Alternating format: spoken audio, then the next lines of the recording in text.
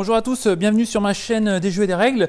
Aujourd'hui on va tenter une petite explication du jeu Kero, un jeu créé par Prospero Hall, illustré par Pierrot, édité par Hurricane, distribué en France par Asmodée. C'est un jeu uniquement 2 joueurs pour des parties de 30 minutes environ à partir de 9 ans.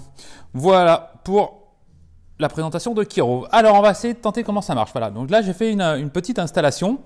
J'ai pas tout à fait fini l'explication parce que je voulais vous montrer comment on préparait le paquet de cartes. C'est clair dans la notice, mais pour ceux qui n'ont pas l'habitude de lire les règles, ça peut ne pas être clair. Donc je voulais vous présenter un petit peu comment préparer le paquet. Ensuite ici, dans la rangée du milieu, on va avoir ce qu'on avait appelé les nouvelles terres. Ici, ça va être les Touaregs qu'on va retrouver dans le désert, les 3D de couleurs qu'on place à leur emplacement. Donc les joueurs gris avec leur nomade d'un côté, le camion du joueur gris, pareil du côté du joueur marron. Chaque joueur va commencer avec 2 jetons kérosène et 2 jetons Touareg qui sont ici. Tout à sa place sur le plateau, c'est plutôt bien fait. Voilà, donc avant de vous expliquer les règles, comment on fait le paquet de cartes. Il n'y a pas de désignation dans les règles, donc c'est pour ça au début il faut chercher à quoi correspondent les cartes. Il y a 3 types en fait de cartes. Ces 3-là qui vont être les marqueurs, le tempo de la durée de la partie, on va dire, puisque quand on va tirer la 3e, ça sera la fin de la partie. Ensuite, il y a ce paquet Kero qui ont le dos jaune où c'est marqué Start. Et ensuite, il y a toutes les autres cartes, donc 3 types de cartes qui vont représenter nos aides et aussi ce qui va nous permettre de scorer des points de victoire. Alors pour la mise en place, c'est simple. Les cartes Kero normales, il y en a 24, on les divise en 3 paquets. On met une carte fin de manche ou fin de partie au-dessus de chaque paquet. On mélange chacun des paquets et on fait une pile avec les 3 paquets. Et ensuite, le paquet Start, on le pose dessus. Voilà. Et du coup, on commence juste à tirer les 6 premières cartes du paquet et ainsi de suite. Voilà un petit peu comment faire le petit setup de présentation de départ avec les 3 types de cartes différents. Alors, le but du jeu, donc on est en 2471, crise de pétrole, 3e, 4e, 5e guerre mondiale. On est dans un univers post-apocalyptique, vraiment sur un thème à la Mad Max. Si vous connaissez le film. Le but du jeu, c'est qu'on est à la tête d'un clan et on va devoir améliorer son quotidien puisque le quotidien est un petit peu pauvre.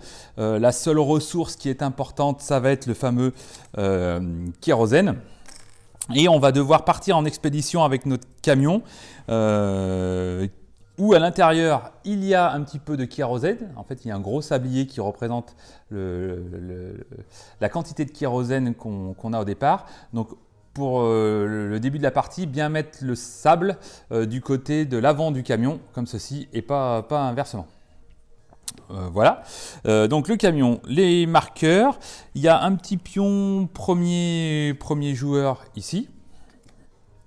Et donc, première phase de jeu, ça va être de faire le plein d'essence si on le souhaite. Alors pour le premier tour, il n'y a pas besoin de faire le plein d'essence puisque les camions ont déjà le plein. Je vous expliquerai uniquement à la fin comment faire le plein d'essence une fois que je vous aurai expliqué comment on joue. Deuxième partie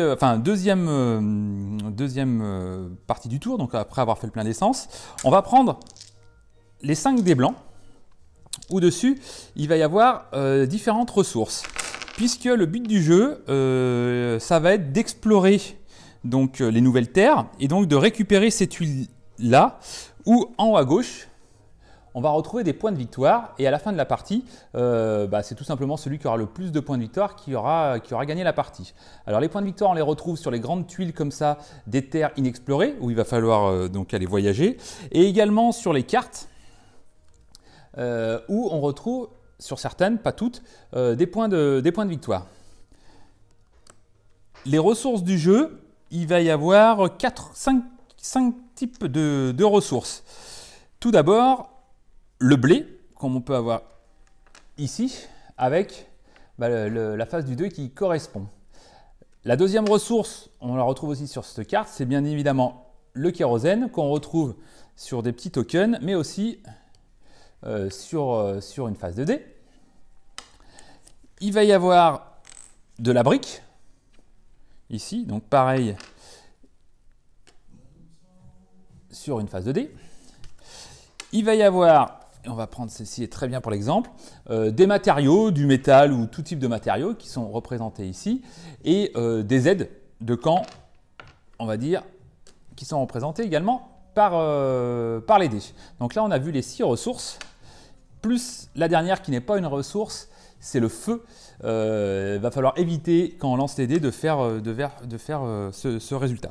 Voilà, donc 2 façons de marquer les points de victoire, en achetant les cartes et en gagnant les tuiles de terre inconnues. Pour ce faire, pour acheter les cartes, ça va être simple.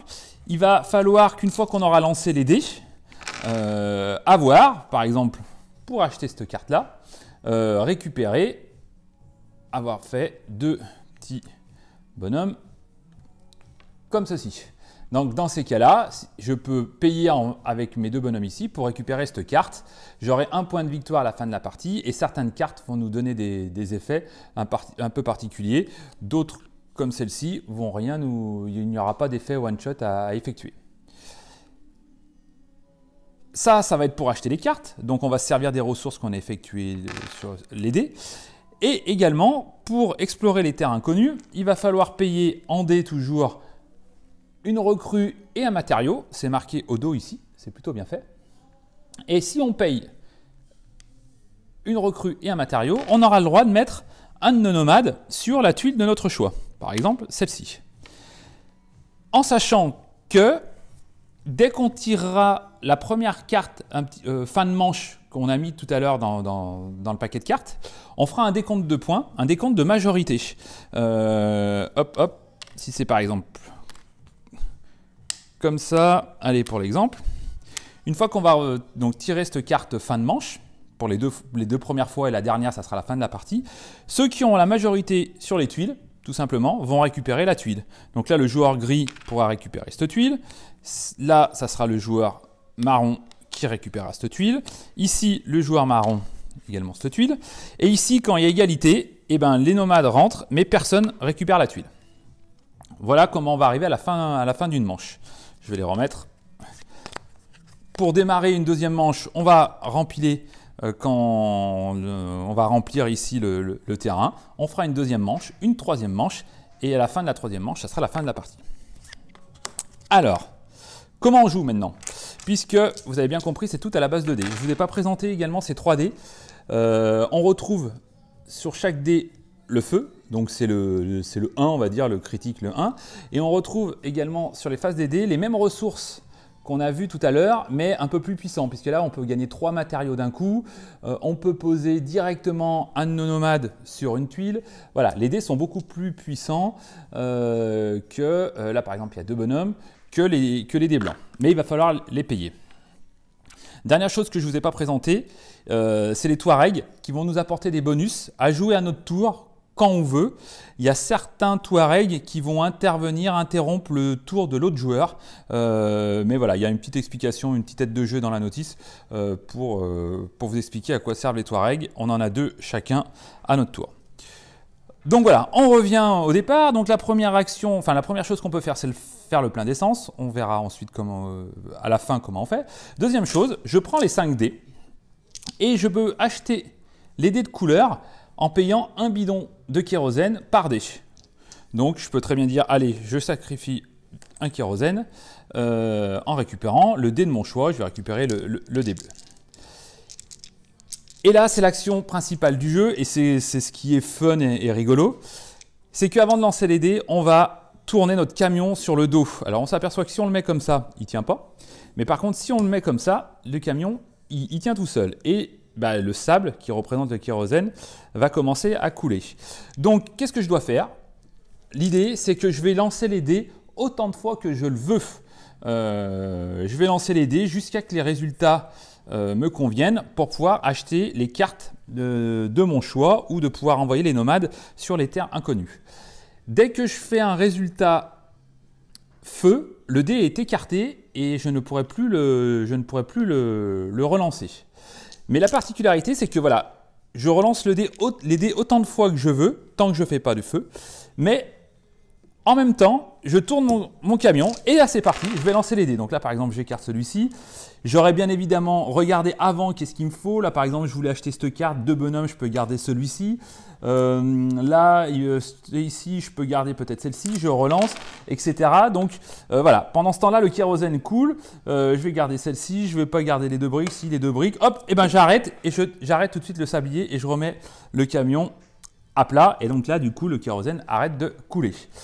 Voilà, donc c'est vraiment un jeu de stop ou encore où le hasard du lancer de dés va faire en sorte qu'on va être content ou pas content, mais c'est à nous de rythmer le lancer de dés et surtout d'avoir du kérosène.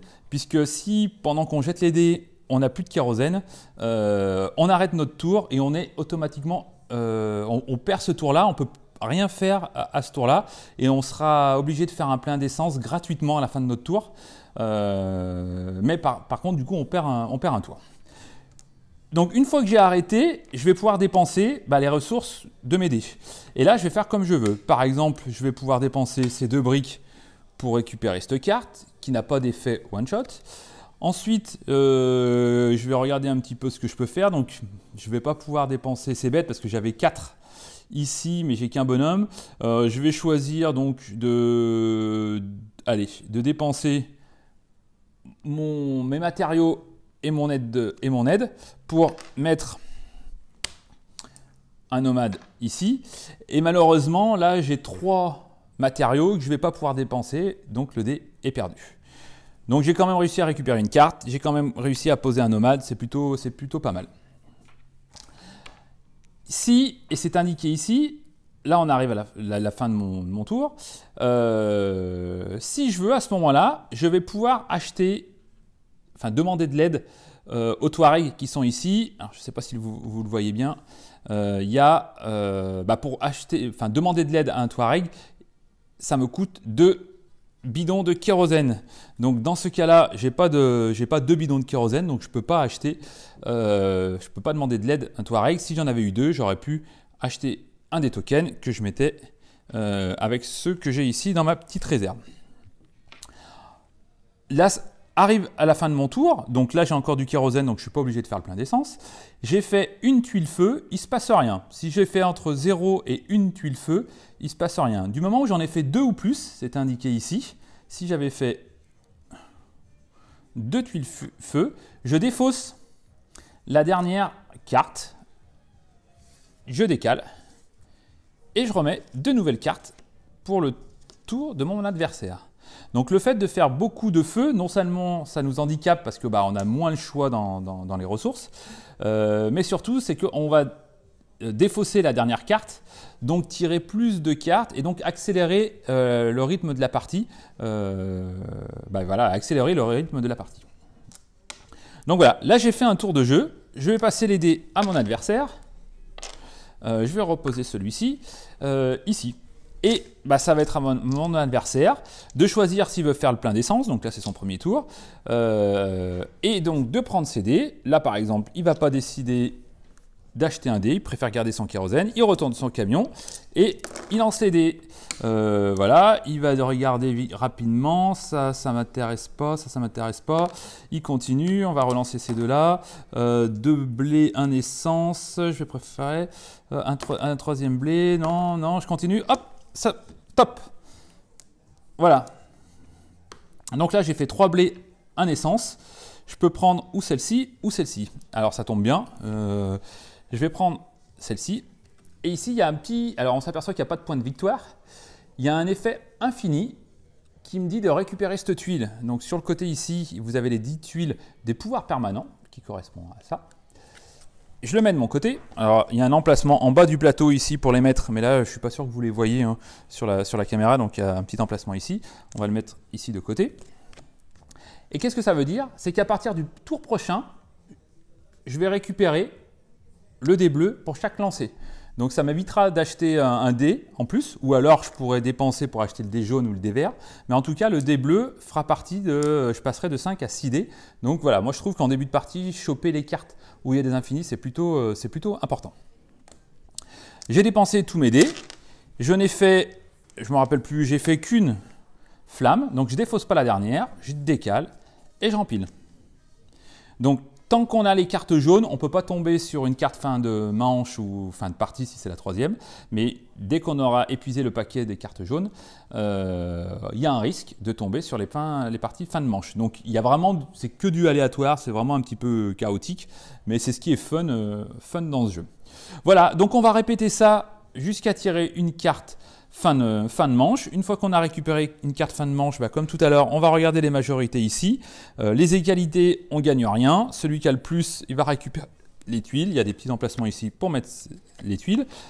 Il y a certaines tuiles qui vont, par exemple celle-ci, vous donner 1 point de victoire, plus si vous avez 4 cartes identiques, vous aurez 3 points de victoire en plus. Donc ça va orienter votre partie à essayer d'aller chercher des cartes ou bleues ou vertes ou jaunes. Il y a 3 couleurs de cartes. Celle-ci, par exemple, de tuiles, quand vous la récupérez, vous allez gagner 4 kérosène. Forcément, vous avez vidé le réservoir du bateau, donc ça va quand même vous avantager pas mal, etc. Donc il y a tout un tas de tuiles à voir. Et il y a également ce type de cartes qui vont vous permettre de poser 2 nomades sur les tuiles. Qu'est-ce qu'il y a d'autre? Et il y a cette dernière carte, c'est une carte à collectionner, donc c'est pour ça qu'il y a des points de victoire avec le point d'interrogation. C'est selon le nombre de cartes que vous allez avoir, donc jusqu'à 4. Si vous avez 4 fois cette carte-là, vous pourrez gagner jusqu'à 13 points de victoire à la fin de la partie. Voilà un petit peu les principes du jeu, donc vous voyez c'est relativement simple.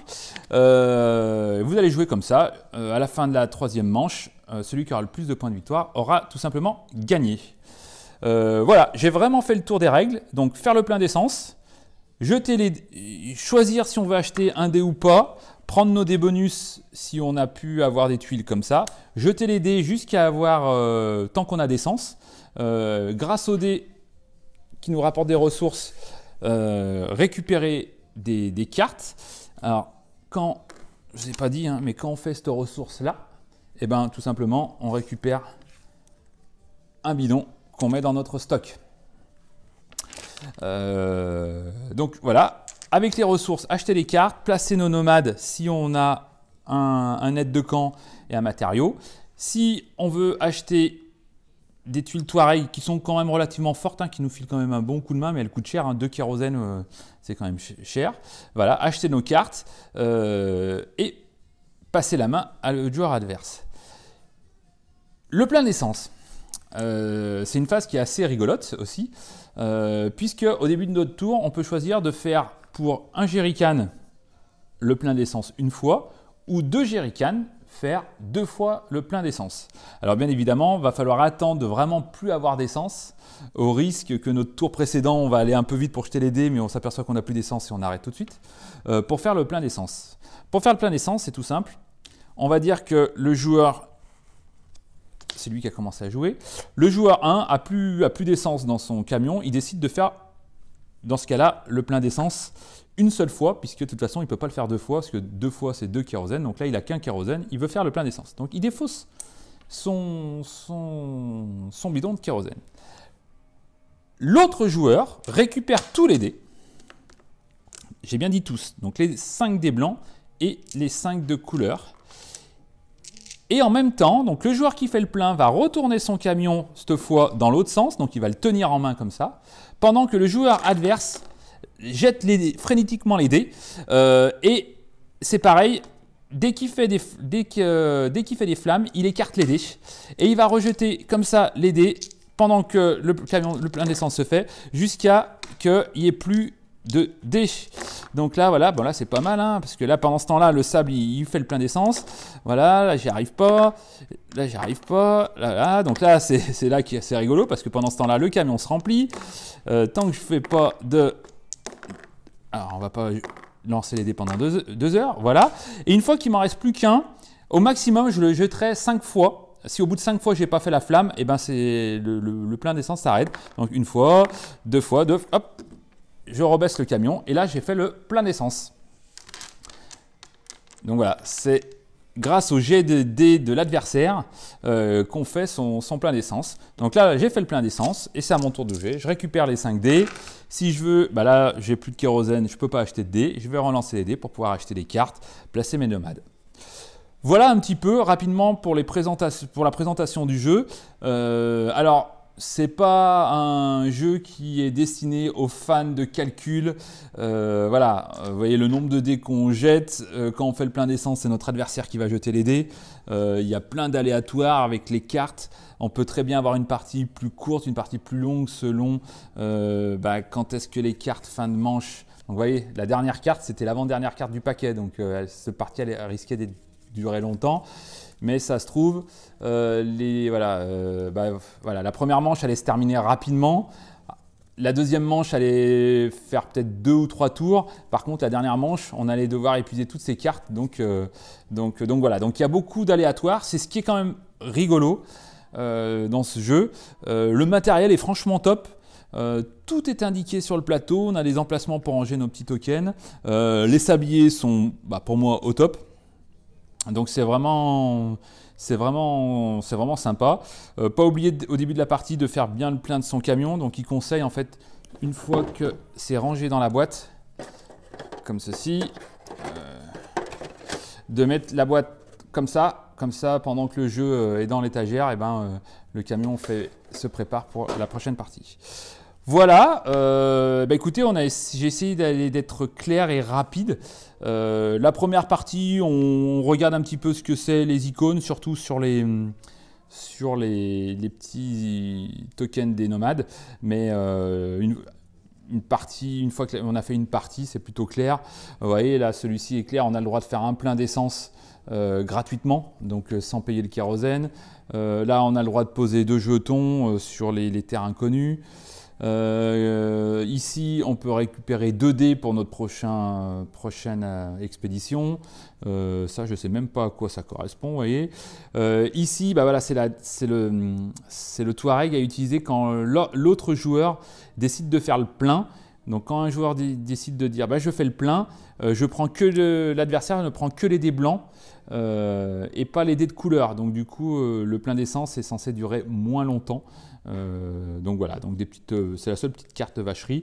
Et cette tuile ici, c'est qu'on n'est pas arrêté par les résultats flammes sur les dés. On peut relancer ces dés comme si c'était un résultat classique. Donc un peu plus de possibilités d'avoir les bonnes cartes. Voilà, écoutez, j'espère que ça aura été clair. C'est vraiment un jeu sympa, fun. Au format 2 joueurs, c'est pile poil ce qu'il fallait. Mon fils a fait une partie contre ma filleule, donc 10 et 13 ans. Ils ont tout de suite compris, ça n'a pas duré plus d'une demi-heure. Donc voilà, un très bon petit jeu fun, où quand même, je le redis, il y a beaucoup de hasard. Voilà, donc c'était une petite explication du jeu Kero. Écoutez, j'espère que ça vous a conforté dans l'achat de ce jeu ou pas, hein, puisque c'est pas fait pour tout le monde. En tout cas, je vous remercie de suivre. Juste un merci à tous les abonnés, puisque là on est le 2 janvier 2019, donc meilleurs vœux à tous. Et on vient de passer la barre des 500 abonnés. Donc merci à tous les abonnés de la première heure d'il y a un peu plus d'1 an et aux tout nouveaux qui viennent d'arriver. Donc merci à vous. Continuez à partager et à liker les vidéos. Et puis je vous dis à bientôt pour une prochaine. Salut, salut!